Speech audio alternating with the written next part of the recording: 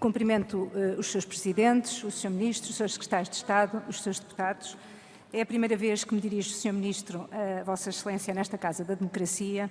Confesso que, enquanto deputada e enquanto portuguesa, é com preocupação que o faço e muito gostaria que assim não fosse. Existem, naturalmente, divergências programáticas que nos separam e que decorrentes de visões distintas sobre a educação. A questão da avaliação é um bom exemplo. O discurso de desvalorização da avaliação que o Sr. Ministro tem repetido ao longo do último ano descredibiliza o sistema de ensino e assenta numa ideia de sociedade muito diferente daquela em que se revêem muitos portugueses como eu. Mas o que sinto, enquanto portuguesa, vai para além das diferenças políticas e ideológicas e assenta em quebra de princípios e valores desejáveis numa democracia esclarecida e que, lamentavelmente, neste processo de orçamento de 2017, reiteradamente têm vindo a ser desrespeitados. Não vou regressar à saga inicial de apresentar como referência o orçamento inicial em vez do orçamento ajustado, à data da responsabilidade do Sr. Ministro das Finanças, denunciado pelo PSD, pelo CDS, pela UTAU, por Bruxelas e cuja correção foi, entretanto, efetuada. Refiro-me ao facto do Ministério da Educação ter feito chegar, quando fez a desagregação do orçamento por ações e, particularmente, o facto de voltar a ocultar a informação da execução, ao contrário do que sempre foi feito. O Sr. Ministro certamente não pretende que o Parlamento faça uma análise séria do orçamento por ações, porque, como o IGF sabe e poderá esclarecê-lo, tal não é possível com os elementos que nos enviou. Em educação, a exigência de uma cultura de transparência e de respeito pelo outro e pelos órgãos que na nossa democracia representam o povo deve ser estruturante. É também disso exemplo a ausência de rigor e o facilitismo com que o Sr. Ministro apresenta a proposta de Orçamento da Educação 2017 e a defende em estado de negação. Vamos aos dados da educação enviados pelo Governo.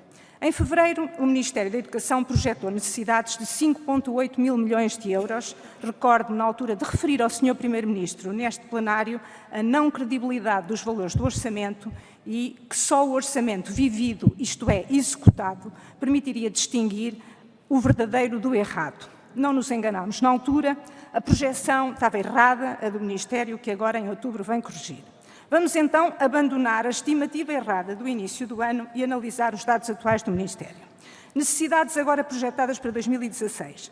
Veremos no final do ano se são corretas. 6,2 mil milhões, das quais despesas com pessoal 4,5 mil milhões. Necessidades projetadas para 2017. 6,0 mil milhões, com despesas de pessoal que não chega a 4,3 mil milhões. Relembro que a UTAU, a propósito da proposta de lei do orçamento, refere, e vou passar a citar, o montante orçamentado das despesas com o pessoal para 2017 é inferior ao registado no ano de 2015 e na estimativa de execução para 2016 em dois dos maiores programas, nomeadamente o Programa 11, Ensino Básico, Secundário e Administração Escolar, que relativamente a 2016 desce menos 6,2%. Portanto, o Sr. Ministro traz ao Parlamento uma proposta de orçamento para a educação, assumindo que no próximo ano vai ter, no total, menos 170 milhões de recursos do que tem este ano. E em pessoal, menos 281 milhões. 281 milhões é um valor que corresponde aproximadamente aos encargos com 9 mil professores.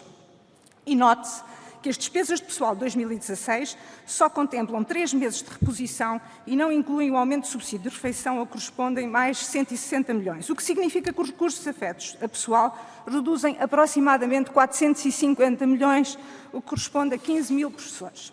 Quando o Sr. Ministro, perante esta proposta, em vez de explicar porque é que a perda de recursos não o preocupa, ou que medidas estão a ser tomadas para permitir esta redução, repete à exaustão frases feitas como a educação está no centro do orçamento, ou surreal, o orçamento está a aumentar, os portugueses ficam preocupados. Ao contrário do Sr. Ministro da Ciência, o senhor vem aqui apresentar um orçamento, uma proposta que é insuficiente para a atividade deste ano e discursa como se o orçamento ultrapassasse as suas expectativas.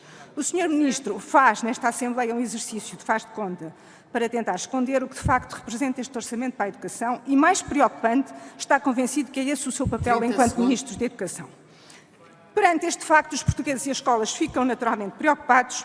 E eu pergunto ao Sr. Ministro da Educação, de modo a tranquilizar os portugueses, se não o preocupa a perda de recursos do Ministério da Educação na proposta para 2017 relativamente ao corrente ano, se pode dizer ao Orçamento, uma vez que não facultou essa informação, em que ações se fará sentir a redução nas despesas com pessoal, E caso, independentemente da discussão na especialidade, venha a manter os valores propostos, como referiu publicamente, como pode garantir aos portugueses a qualidade do sistema de ensino público? Sr. Deputado Diogo Leão. Muito obrigado, Sra. Presidente. Sr. Presidente, Sr. Presidente, Sr. Ministro, Sra. Secretária de Estado, Srs. Secretários de Estado, Senhoras e Senhores Deputados. Ao contrário de outros grupos